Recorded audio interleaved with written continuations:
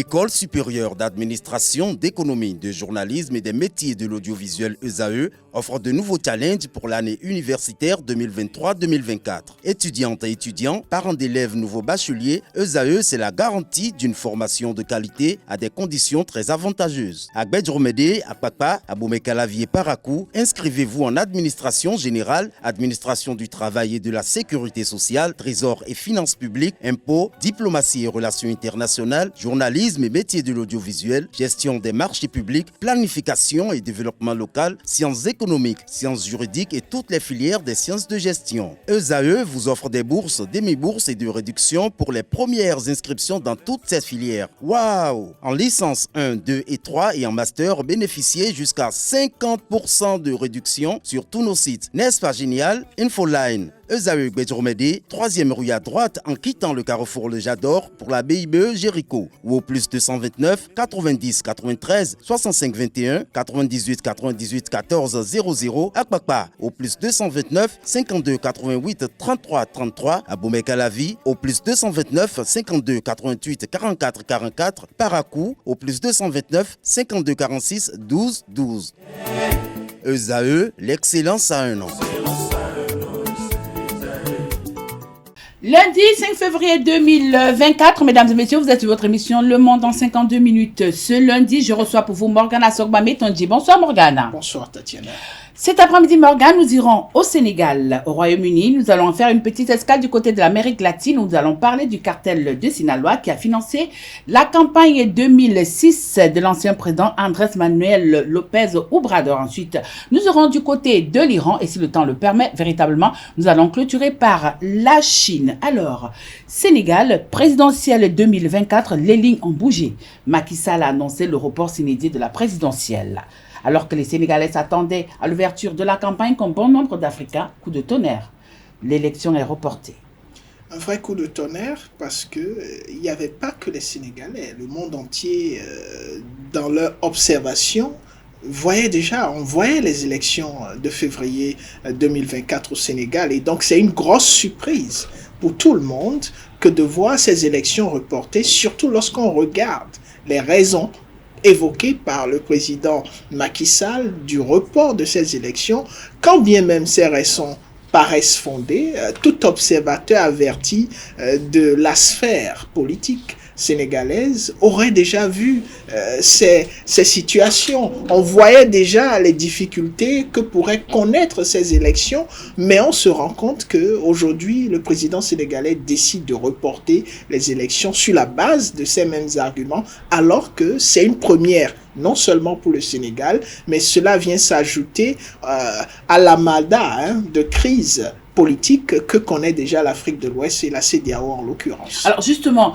lorsque Macky Sall décide de l'abrogation de ce décret sur la convocation du corps électoral, on se rappelle déjà que l'opposant sénégalais Ousmane Sonko avait tiré la sonnette d'alarme et personne l'avait pris au sérieux, même pas ses compères de l'opposition. Et oui, c'est difficile pour toute personne de prendre au sérieux les allégations d'Ousmane Sonko dans la mesure où on estimait qu'il était dans son rôle d'opposition. Et de l'autre côté, on pouvait constater la détermination de Macky Sall, non seulement à vouloir organiser les élections à bonne date, mais surtout à ne pas se représenter comme candidat. Donc il n'y avait aucun élément pertinent, pragmatique, qui pouvait permettre à tout observateur de la scène politique sénégalaise de dire haut et fort que Ousmane Sonko était dans la logique constructive et que Macky Sall ne pouvait pas être, du moins on ne pouvait pas faire confiance à la dynamique dans laquelle il s'inscrivait jusque-là. Donc c'est assez compréhensible, mais aujourd'hui on se rend compte que certainement Ousmane Sonko avait des informations, avait des réalités que nous, de loin, nous ne percevions pas. Alors justement, on se rappelle que même le camp Karim Wade avait déjà demandé le report de ces élections. Alors, pour certains observateurs quand même très avertis de la politique sénégalaise, le fait de rejeter la candidature de Karim Wade à cette présidentielle sentait déjà du brûler. Oui, vous savez, il n'y a pas que Karim Wade. C'est vrai que Karim Wade, qui... C'est le fils de l'autre quand même. Avec Donc, Khalifa Sall, ont été, après le dialogue qui avait été instauré par le camp de Macky Sall, ont été ceux-là à qui on a permis de participer aux élections. Ceux-là qui en ont passé de la pommade et qui ont cru qu'ils se voyaient déjà à la... Voilà. Et donc, en plus, c'était une alternative qui permettait quand même de passer une pommade sur le fait qu'Ousmane Sonko, qui semblait être le seul véritable opposant d'alors, ne puisse pas se présenter aux élections. Donc, on a trouvé un dialogue qui fait revenir des opposants qu'on semble vraiment avoir sous contrôle pour certains analystes. Mais aujourd'hui, le fait que Wade ne puisse pas participer aux élections compliquait davantage la situation à laquelle on pouvait se retrouver, surtout qu'on voit sa dynamique et sa détermination à vouloir participer à ces élections. Mais la grosse question ici, c'est comment est-ce que on peut se permettre aujourd'hui de repousser les élections sur la base de ces arguments, alors que pour ce qui est du fait qu'on ait écarté Karim Wade, cela semble justifié en fonction des tests, parce qu'il s'agit d'une institution qui, sur la base des éléments pertinents d'observation et d'analyse, a décidé d'écarter sa candidature à cause de ce qu'on pourrait considérer comme la double nationalité. Il semble ne pas être seul dans le cas, parce qu'il y a aussi une dame qui semble avoir été écartée pour les mêmes raisons. Donc c'est une situation assez compliquée et on se demande si la décision est fondée dans la perspective constructive de départ. Sinon, quand vous y regardez de près, c'est assez compréhensible. Si on veut avoir des élections inclusives, si on veut avoir des élections crédibles, il est tout à fait normal qu'on puisse permettre à tout compétiteur majeur de pouvoir participer à ces élections. Alors, lorsqu'on regarde un peu, lorsqu'on suit un peu le discours de Macky Sall, l'un des temps forts de ce discours du président sénégalais, c'est que lui-même, il a d'ailleurs reconnu que la présidentielle ne devrait pas se tenir sans deux poids très lourds du côté de l'opposition. Et est-ce que c'est une façon pour lui de faire le mea culpa envers le peuple sénégalais, histoire de dire, au départ, oui, c'est vous qui aviez raison? Oui, vous savez, ici... Ou alors, quand on est président, on ne fait pas le mea culpa. On peut faire le mea culpa, mais c'est difficile de comprendre le mea culpa, surtout lorsque on a des acteurs qui ont décidé de faire une veille citoyenne et politique et qui ont toujours attiré l'attention sur ce qui devrait être fait pour qu'on puisse avoir des élections crédibles, inclusives et acceptées de tous. Ce n'est pas quelque chose qui date d'hier, c'est quelque chose qui date depuis au moins 2 ans, 3 ans, où on a vu l'opposition sénégalaise s'activer, on a vu la société civile s'activer pour attirer l'attention sur ce qui doit être fait pour qu'on puisse avoir de bonnes élections. Mais si c'est à la dernière minute, quand bien même on a vu la détermination, si c'est à la dernière minute que le chef d'État vient le faire, c'est difficile à croire. Oui, mais avec votre permission, Morgane, lorsque Macky Sall même reconnaît que la présidentielle ne peut pas se tenir sans deux poids lourds de l'opposition, est-ce une façon pour lui de reconnaître que oui, c'est vrai, Ousmane Sonko a fauté, il a eu à faire des trucs pas très nets, c'est quand même un Sénégalais sur qui on peut compter. C'est un Sénégalais qui peut gravir les marches de la présidentielle. C'est possible. C'est possible et c'est compréhensible et c'est même ce qui est dans le caractère pragmatique de la situation. Mais ce qui est révoltant ou ce qui pourrait être révoltant pour les Sénégalais, c'est de voir que ce n'est que maintenant où tous les Sénégalais se préparaient déjà à tourner la page dans une certaine mesure, à aller aux élections avec le dispositif qui est préparé, où les candidats, et c'est ça qui est aussi intéressant, les candidats ont déjà mis de côté des budgets, on n'a aucune idée de tout ce qui a déjà été mis en place, les contrats qui ont déjà été signés par les différents candidats qui ont été validés pour pouvoir faire la campagne, parce que quand on parle de campagne, ça a un coût. Ouais. Et donc, un énorme coût. Un énorme coût. Donc tout ça est déjà engagé et c'est à la dernière minute qu'on semble voir le président décider de reporter. Donc le mea culpa en lui-même est compréhensible, mais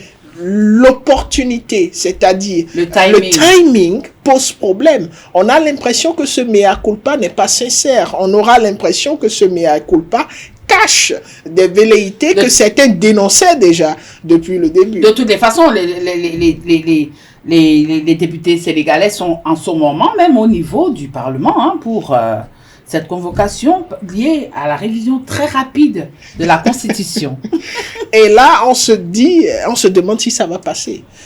La difficulté dans laquelle le pays va se retrouver, c'est que si ça ne passe pas, au soir de la fin... Au soir de ce soir. Au soir de ce soir. Disons, si on dit au soir de ce soir, c'est un peu aller vite en besogne. Mais au soir de la date à laquelle Macky Sall n'est plus président ou ne devrait plus être président, on va se retrouver dans un désordre de haut niveau sur le plan politique. Et c'est ce qu'on ne souhaite pas, au fait, au Sénégal. Alors, on sait quand même, Morgane, que le Sénégal, c'est quand même un modèle de démocratie bien avant le Bénin, Oui. qu'on le veuille ou non. Alors, nous avons tous assisté aux violences. Nous avons tous vu ce qu'il y a eu comme violence hier du côté de Dakar, où certains partis politiques, surtout de l'opposition, ont démarré leur campagne électorale. Alors, dites-nous un peu, comment justifier la situation qui prévaut aujourd'hui dans le pays, où, qu'on le veuille ou non, les Sénégalais n'ont plus confiance en leur président?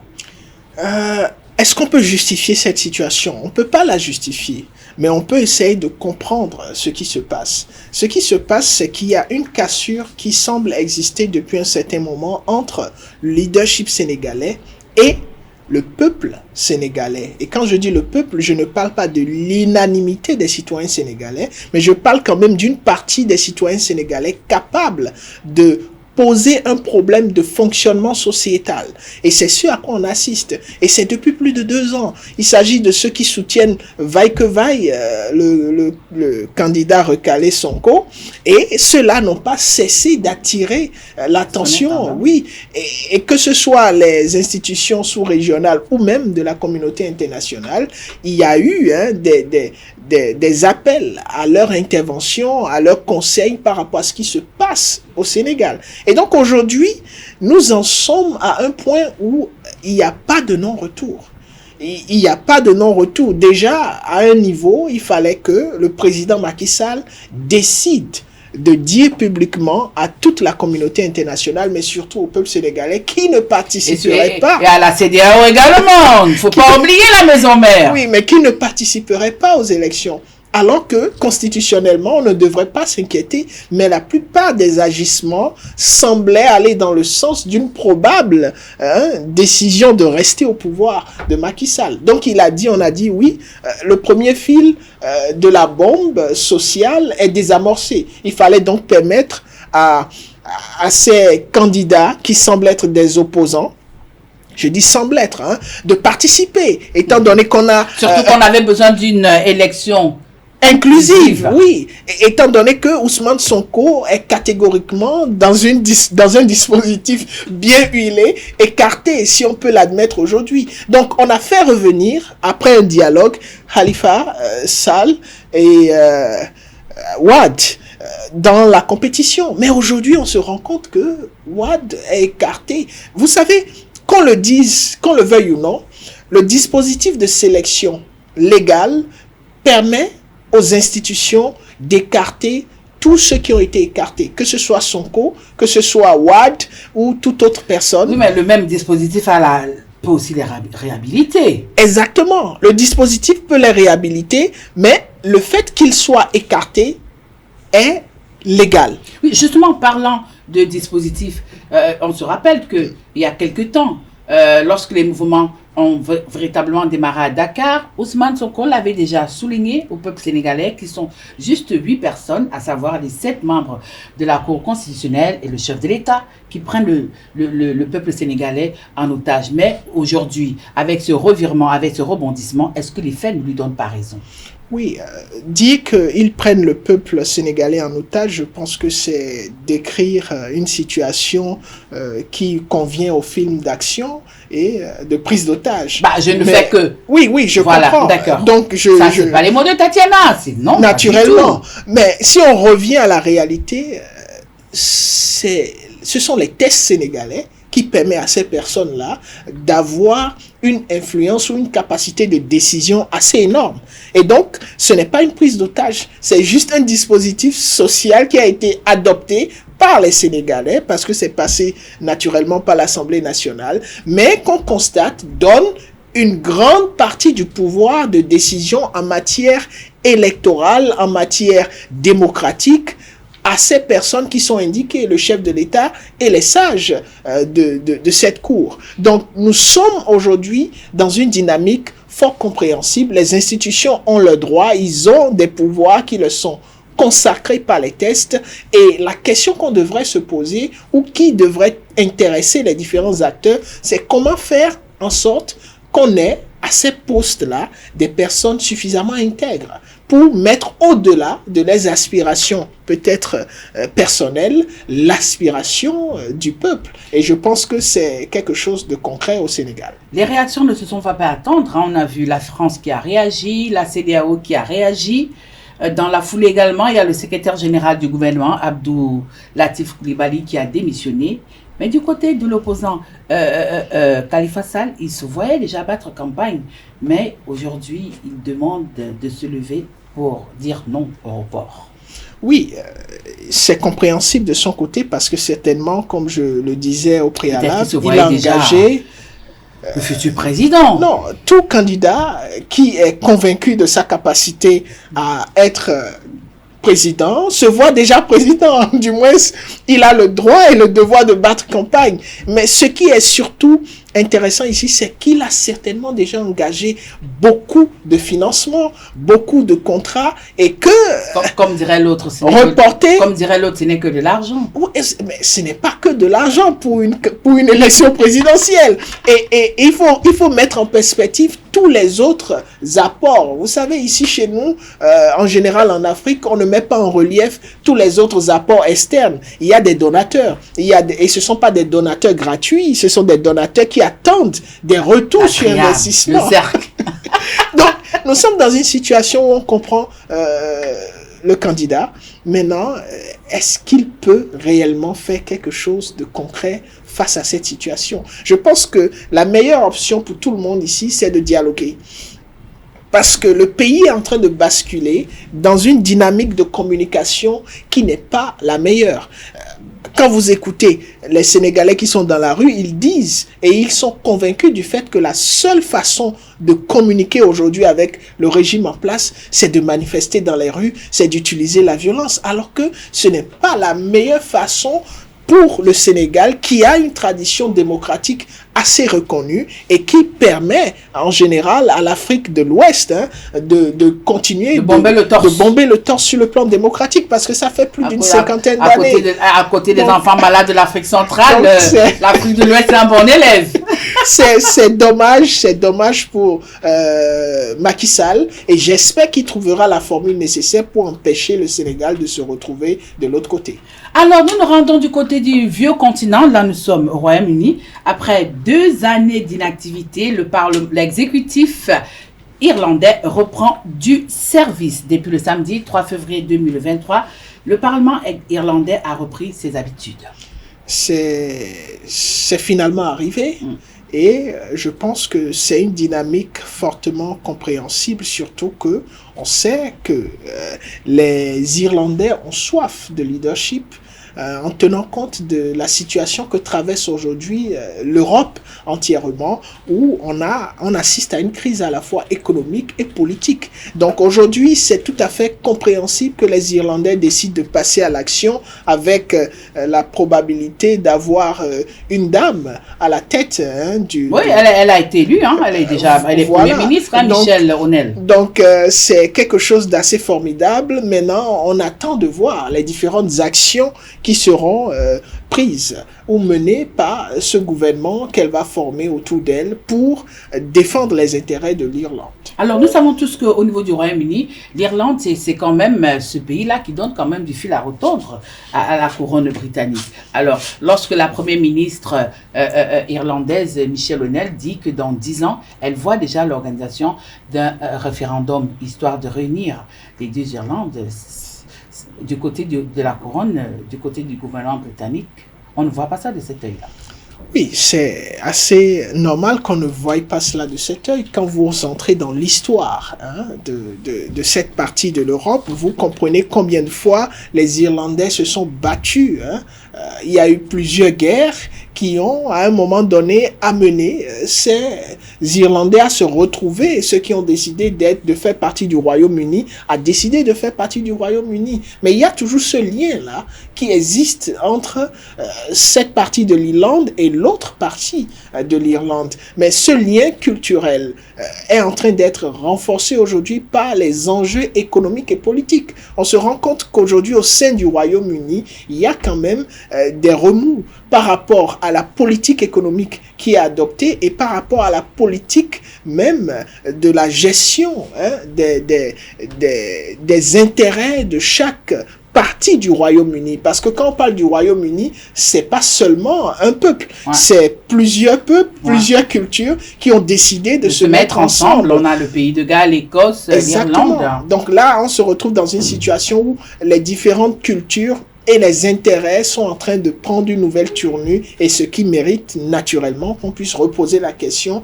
à chaque culture, et les Irlandais semblent prendre de l'avance. Oui, mais Morgan, vous êtes un consultant géopolitique, comme je l'ai dit souvent. Lorsqu'on regarde un peu la géographie de l'Irlande, nous avons d'un côté les catholiques qui sont tous des militants du Sinn Féin. Nous avons les protestants qui sont au niveau de l'IRA, et nous avons le parti unioniste.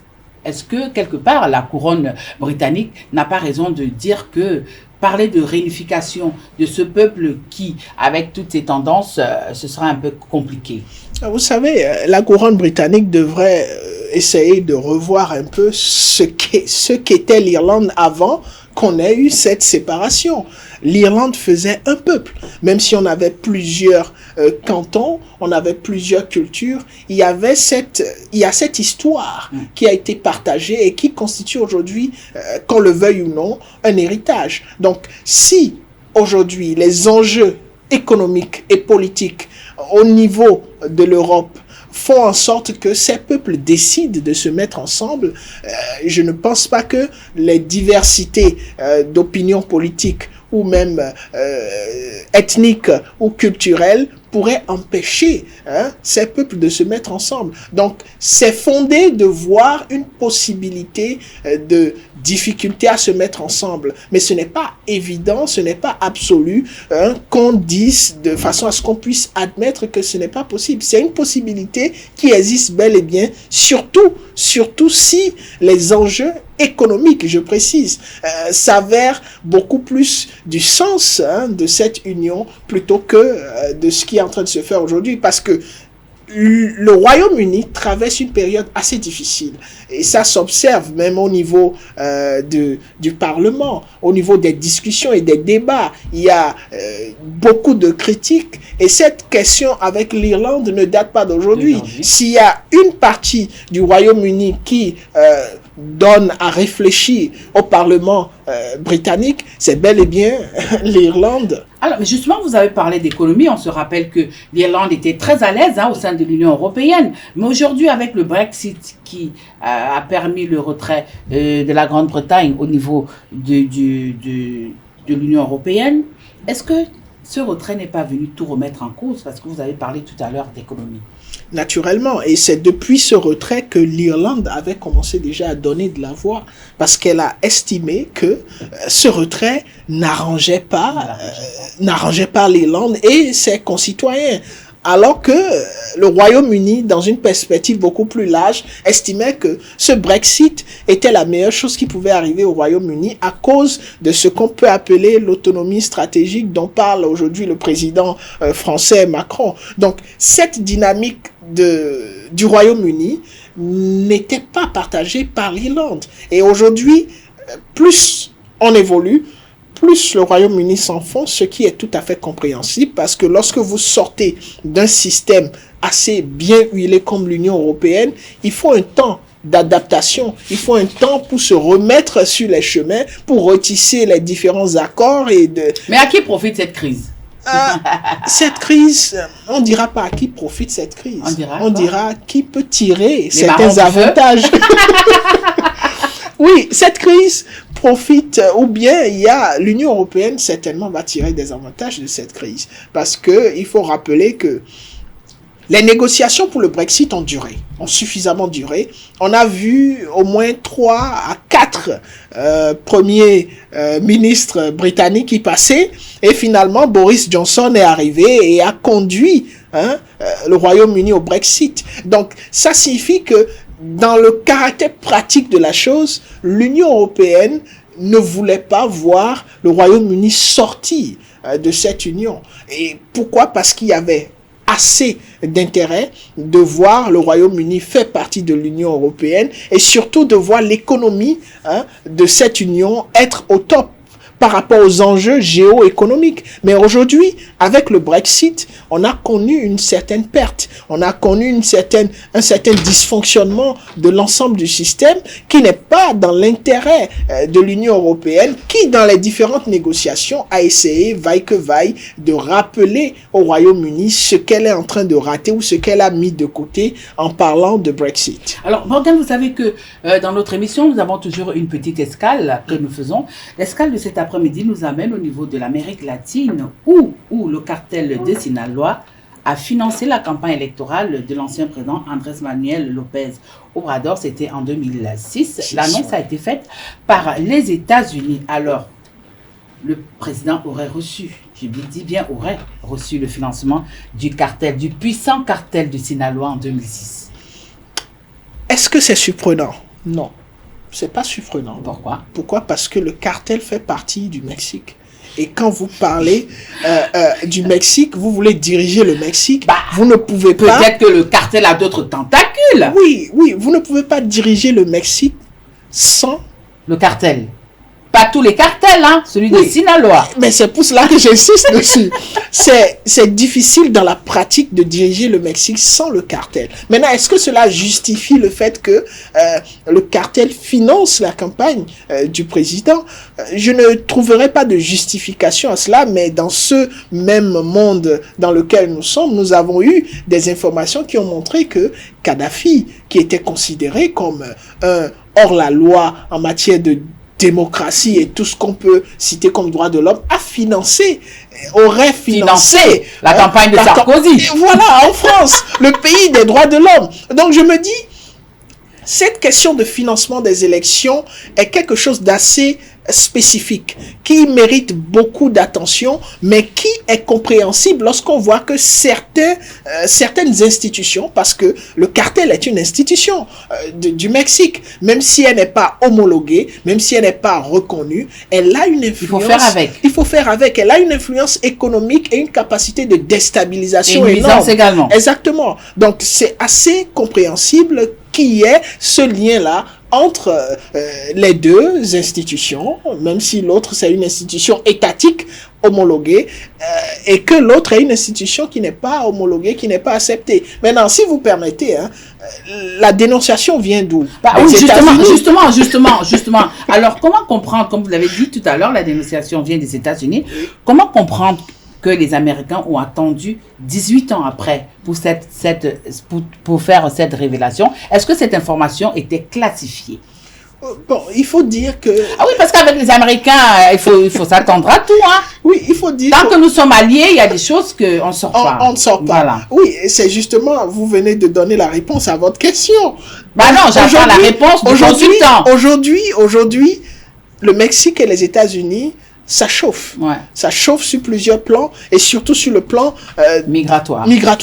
Et donc, il faut trouver des éléments qui vont non seulement décrédibiliser le pouvoir mexicain, même si c'est vérifié ou pas.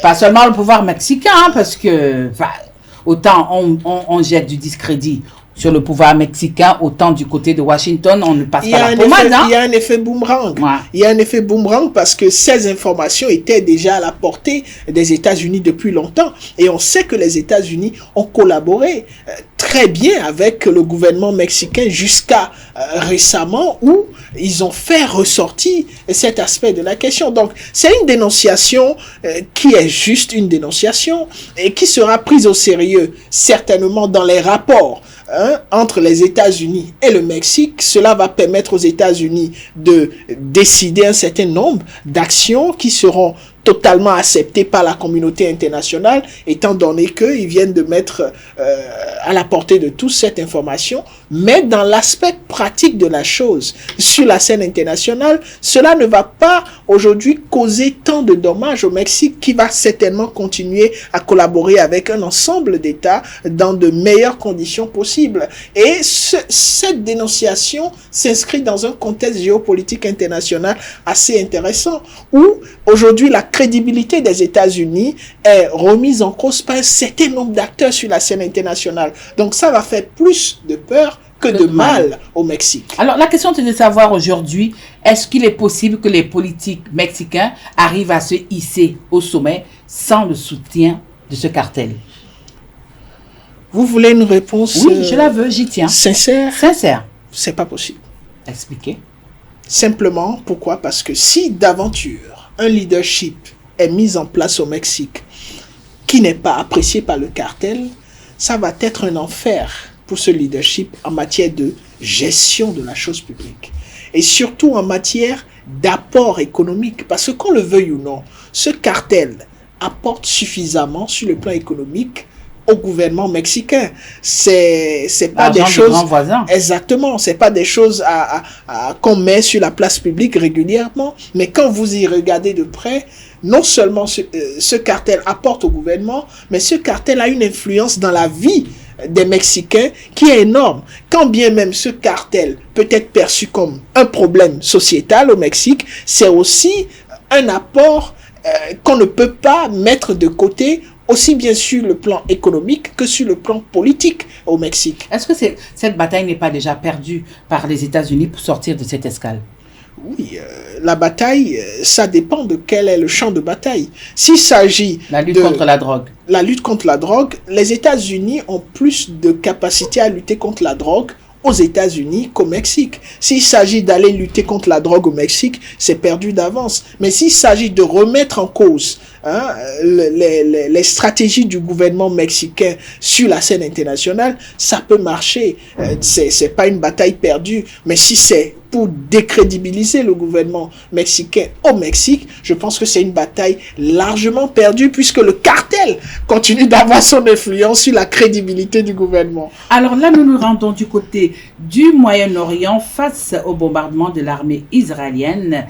Téhéran retire les officiers de la révolution du côté de Damas.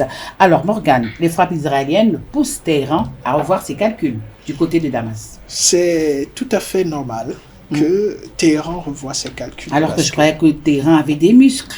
Non, vous savez, les muscles ont des limites. Hein? Ah bon? Surtout quand on parle d'élasticité. Ah oui. Vous, quand il s'agit d'Israël, il y a des limites. Oui, c'est important de mettre cela en perspective. Pourquoi? Parce que nous sommes dans une situation de conflictualité régionale, où vous avez l'Iran qui est sur plusieurs fronts. Et l'Iran sur plusieurs fronts, en matière économique et en matière logistique, c'est beaucoup de dépenses. Des dépenses et d'énergie qui ne peuvent pas être, du moins, je vais dire, renouvelées d'aussitôt.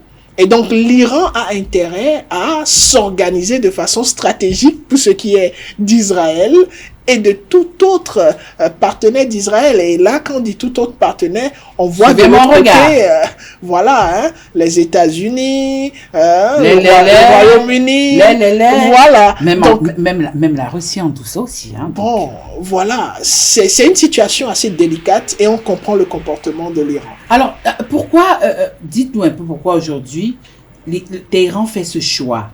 A-t-il compris que l'Israël n'est pas prêt de lâcher du lest? Oui, il n'y a pas que Téhéran qui a compris qu'Israël est dans une perspective jusqu'au-boutiste. C'est un message. Vous voulez dire toute la Ligue arabe? Toute la Ligue arabe et toute autre organisation ou État sur la scène internationale. Le Hezbollah l'a compris. Et c'est pas forcément dans l'intérêt d'Israël et de la paix. C'est quelque chose qui va forcément amener tous ces acteurs qui se retrouvent d'un côté ou de l'autre à repenser leur stratégie aussi jusqu'au boutiste. Vous savez, ce qui se passe avec les outils qui continuent, qu'on le veuille ou non, à bombarder et à réorganiser leur stratégie vis-à-vis des acteurs qui semblent soutenir Israël, est quelque chose qui ne va pas s'arrêter aujourd'hui. Le Hezbollah, c'est vrai, il est calme depuis un certain moment. C'est surtout parce qu'il faut se réorganiser. Vous savez, Israël n'est pas un parti avec lequel on se lance dans une confrontation directe sans s'organiser. Et c'est cela qui pose le problème de ce conflit qui semble se sempiternaliser ici. Comment est-ce qu'on arrive à calmer les ardeurs de chaque acteur de la scène internationale? Si on arrive à calmer les ardeurs de l'Iran aujourd'hui, je pense qu'on aurait gagné un pas dans le processus de paix, parce que l'Iran reste au milieu de toutes les stratégies qui visent à nuire à Israël, à savoir que ce soit le Hezbollah, que ce soit le Hamas, que ce soit les outils et plein d'autres perspectives qu'on considère comme étant des groupes terroristes de l'autre côté, qui sont dans une dynamique assez destructrice par rapport à ce qui se fait aujourd'hui. Donc il faudra qu'on essaye de canaliser l'Iran, et c'est un aspect de la chose qui effraie ou remet en cause les stratégies de l'Iran, parce que l'Iran, à un moment donné, sera à bout de sa capacité économique, à bout de sa capacité logistique, et que deviendront donc ces différents combats satellites? Alors, comment comprendre la position de la Syrie depuis que cette guerre entre Israël et Hamas a commencé? On n'a pratiquement pas entendu d'Hamas, mais on a comme l'impression que Damas aurait donné une procuration à l'Iran pour parler à sa place. La preuve, les Israéliens bombardent Damas, on tue les gardiens de la révolution à Damas, mais jusque-là, silence radio du côté de Damas. Oui, il y a des intérêts. Aujourd'hui, il y a des intérêts qui sont non seulement basés sur les aspects stratégiques, mais surtout sur la capacité de la Syrie à pouvoir répondre. Une chose est de vouloir répondre, une autre chose est d'avoir la capacité de répondre. Et quand vous regardez la Syrie aujourd'hui, la Syrie n'a pas cette capacité de réponse, que ce soit à Israël ou à tout autre acteur qui se lancerait dans une perspective conflictuelle avec la Syrie. Donc, cette incapacité à la fois économique, logistique de la Syrie justifie de façon assez compréhensible le fait que la Syrie fasse recours à l'Iran pour pouvoir l'aider. Mais il faut rappeler aussi que la Syrie n'est pas mis de côté par rapport à la dynamique à adopter face à cette agression. C'est une agression et la Syrie va répondre, mais aujourd'hui, elle n'est pas en mesure de répondre de façon frontale à cette provocation assez perversive. Oui, mais vous l'avez dit tout à l'heure, avec un peu de recul, est-ce que Téhéran est prêt à se retrouver sur tous les fronts? Parce que on se dit, dans les analyses, certains croyaient qu'une fois que Téhéran allait déclencher les hostilités, Téhéran allait avoir l'appui de certains autres pays arabes. De façon pragmatique, c'est pas possible. Pourquoi? Parce que Téhéran n'a pas suffisamment de liquidité, si vous permettez que je le dise de cette façon, et n'a pas la logistique qui va avec. Vous savez, quand vous prenez tous ces fronts, sur chacun de ces fronts, vous avez des acteurs qui sont bien outillés sur le plan économique et aussi sur le plan logistique. Et quand je parle de ces acteurs, je parle d'Israël, je parle des États-Unis, je parle du Royaume-Uni, et tous ces acteurs se retrouvent dans des dispositifs frontaux avec l'Iran. Sur le plan économique, l'Iran ne peut pas forcément continuer à financer que ce soit le Hezbollah, que ce soit le Hamas. Les rebelles outils. Exactement. C'est très complexe, cette situation. À moins que l'Iran, et c'est ce que l'Iran doit s'atteler à. Oui, mais aujourd'hui, est-ce que toute analyse faite au début de la guerre Hamas-Israël, certains étaient convaincus que on allait voir un soutien sans faille des pays arabes pour cette cause palestinienne, et que l'Iran pourrait éventuellement prendre le lead. Mais aujourd'hui, lecture pour lecture, est-ce que les choses ne semblent pas nous donner le contraire? Ça semble pas donner le contraire, mais aller très lentement vis-à-vis de cette perspective. Les pays arabes qui devraient soutenir l'Iran sont dans une problématique beaucoup plus complexe par rapport à ce qu'ils avaient fait entre-temps. Parce que c'est grâce à l'histoire qu'on se dit, certainement, ils vont soutenir l'Iran. Puisqu'ils ont déjà soutenu l'Iran il y a des années vis-à-vis de l'offensive d'Israël. Ouais. Et aujourd'hui, les choses ont changé. Les choses ont changé, pourquoi? Parce que non seulement ces pays se sont retrouvés dans des engagements économiques avec Israël et les autres partenaires d'Israël, à savoir les États-Unis, le Royaume-Uni, la France et autres. Exactement. Ils se sont retrouvés dans des engagements économiques dont dépendent leur économie nationale. Et décider aujourd'hui d'aller contre ces enjeux ou ces intérêts économiques, c'est pas une chose facile à faire et il faut qu'il y ait une bonne raison. Et cette bonne raison n'est pas encore donnée à ces pays arabes. Oui, mais le consultant géopolitique que vous êtes, est-ce que vous croyez vraiment que les pays arabes ont fini par accepter l'Iran? C'est vrai, nous parlons tous arabes, mais lorsqu'on retourne en arrière, lorsqu'on se réforme à la culture, les autres se disent, nous sommes arabes, nous sommes perses. À chaque fois, je vous pose cette question. Est-ce qu'ils ont accepté l'Iran? Véritablement. C'est une question à laquelle ils devraient être les seuls à pouvoir répondre. Mais si on tient compte des observations, surtout de l'actualité de ce qui se passe, c'est pas chose gagnée d'avance. Pourquoi? Parce que lorsque vous acceptez de façon totale un partenaire, vaille que vaille, quelle que soit la situation, vous vous positionnez à côté de ce partenaire. Oui, mais c'est pas le cas aujourd'hui. C'est pas le cas aujourd'hui. Et donc, ce qui me permet de dire aujourd'hui que si on tient compte des faits, ce n'est pas évident que ces pays arabes aient accepté l'Iran comme leader de leur cause. Pourquoi? Parce que les faits nous montrent totalement le contraire. Si c'était le cas, ces pays arabes se seraient comportés comme les États-Unis se comportent pour Israël.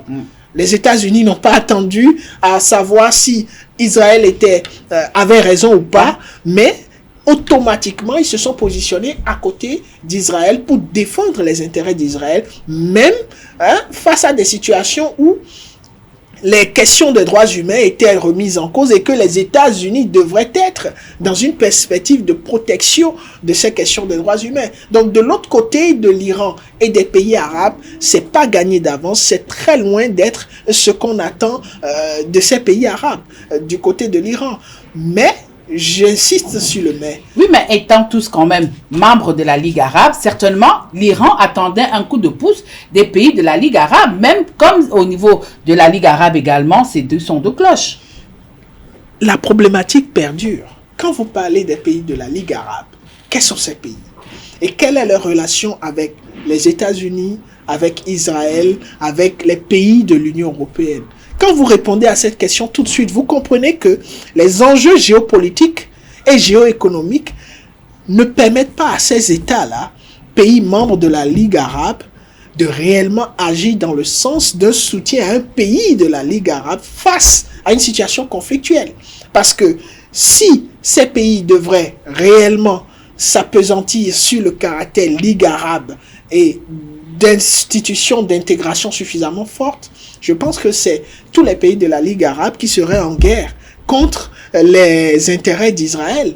Et ça, ce n'est pas évident. C'est même très loin d'être en perspective aujourd'hui, surtout quand on connaît le comportement de la Ligue arabe avec cette divergence à l'interne. Vous savez, la Ligue arabe n'est pas aussi uniforme que le serait peut-être l'Union européenne ou même, si on reste dans une perspective de sécurité, que l'OTAN.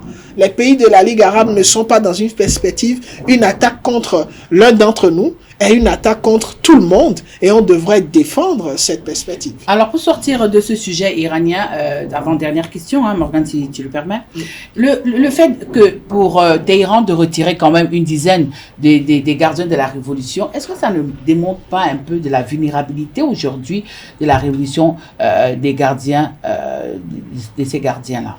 Oui, la vulnérabilité, c'est par rapport à l'acteur que vous avez en face de vous. Et aujourd'hui... L'acteur s'appelle... Vous voyez, donc c'est un acteur très puissant. Et, qu'on le veuille ou non, cette révolution n'est pas prête à se mesurer de façon frontale à cet acteur. Il y a ça, c'est sure, comme disent les Anglais. Oh well, it's a matter of wait and see. On doit voir. Ici, il ne s'agit pas de ce que moi je pense, mais il s'agit de ce que les faits. Moi, j'ai besoin de votre lecture en tant que consultant géopolitique. Ma lecture ne peut que se baser sur les faits. Les faits nous montrent aujourd'hui que cet acteur qui est le vis-à-vis en face est, sur le plan économique, sur le plan logistique et sur le plan stratégique, supérieur à cette révolution. Donc, les gardiens de la révolution... Malgré toute la propagande à laquelle on assiste, là. Vous avez bien fait de dire propagande. Bah ouais. Quand on parle d'aspects conflictuels, quand on parle de guerre, quand on parle d'armes, ce n'est pas de la propagande. La preuve, Russie-Ukraine, on sait toute la propagande qui est faite. Mais sur le plan factuel, tous les acteurs et tous les analystes aujourd'hui sont d'accord sur le fait que la Russie serait en train de gagner cette guerre. Alors, donc, dites-moi, les pays arabes, sont-ils des spectateurs heureux ou des spectateurs malheureux face à tout ce que l'Iran est en train de subir venant de l'État hébreu par rapport à la Syrie? Déjà, je pense que c'est pas trop gentil de dire qu'ils sont des spectateurs. Non, moi, je suis dans mon rôle de vous poser les questions. Et vous êtes aussi dans votre rôle de me répondre. Donc, moi, j'ai posé ma question de savoir, est-ce que ces pays arabes aujourd'hui sont des spectateurs heureux ou alors des spectateurs malheureux de voir l'Iran qui serait éventuellement en train de se noyer? Déjà, ce ne sont pas des spectateurs. Mais ce sont des acteurs de la scène. Alors, acteurs heureux ou acteurs malheureux? Ce sont des acteurs qui sont quasi impuissants face à ce qui a oui, mais je vais entendre le mot heureux ou malheureux. Il faudrait aller mesurer leur état d'esprit pour savoir s'ils sont heureux. Ce que je peux dire de façon certaine, c'est qu'ils sont dans un gène très important. Le gène est quoi?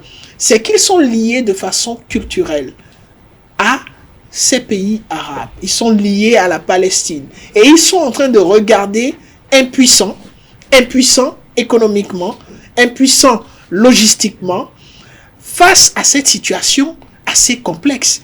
Et donc, nous sommes dans une dynamique compliquée pour ces États arabes qui ne peuvent pas grande chose face à cette situation que subissent les Palestiniens et tous les autres qui devraient être leurs alliés.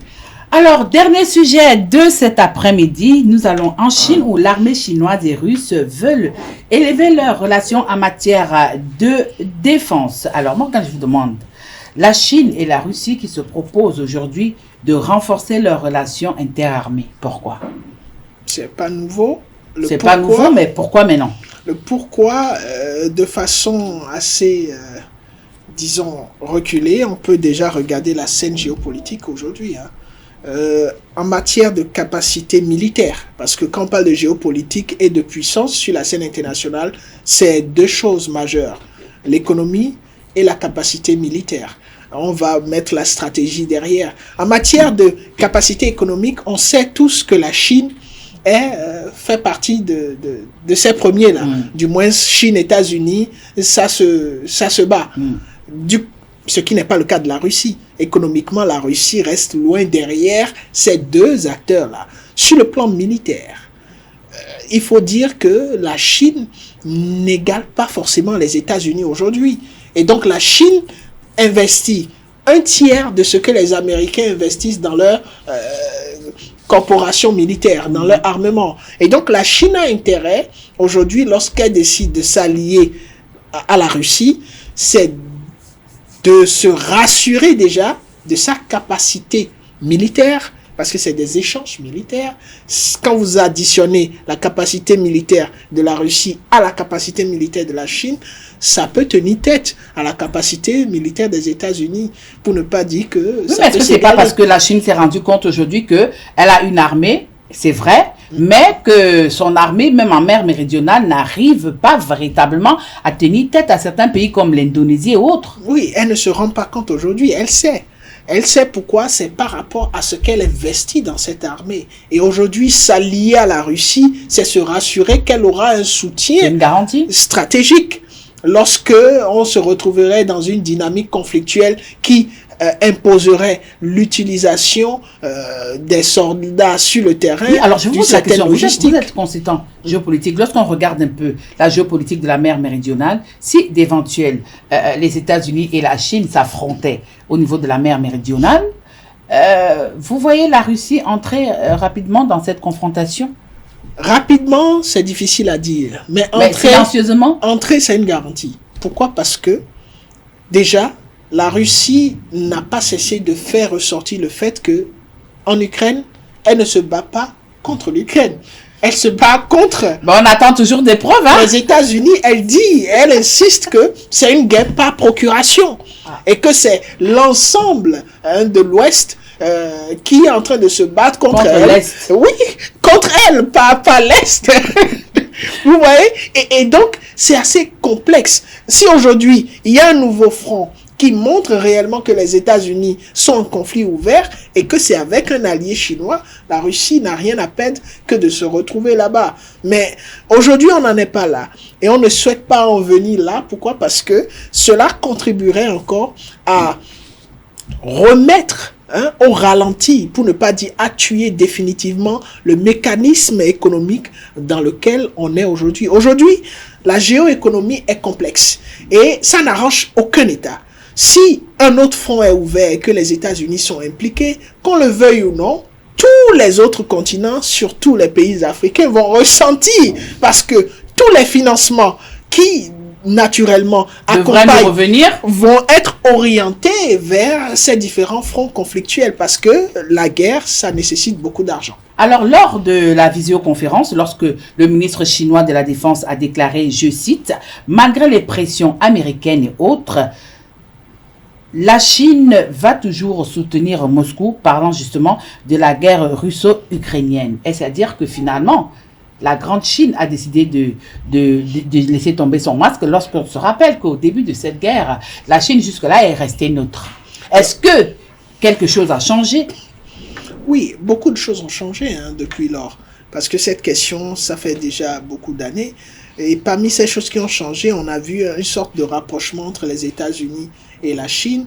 Et au lendemain de ce rapprochement, on a entendu quand même le président qui a laissé fuiter qu'il considère toujours la Chine comme étant un dictateur. Donc aujourd'hui, une dynamique géoéconomique a changé, qui fait que vous avez les BRICS de l'autre côté qui représentent beaucoup sur la scène économique internationale, qui ont été rejoints par des acteurs assez importants sur le plan économique. Donc aujourd'hui, il n'y a plus de polémique à faire autour de la question. Donc la Chine n'est plus neutre.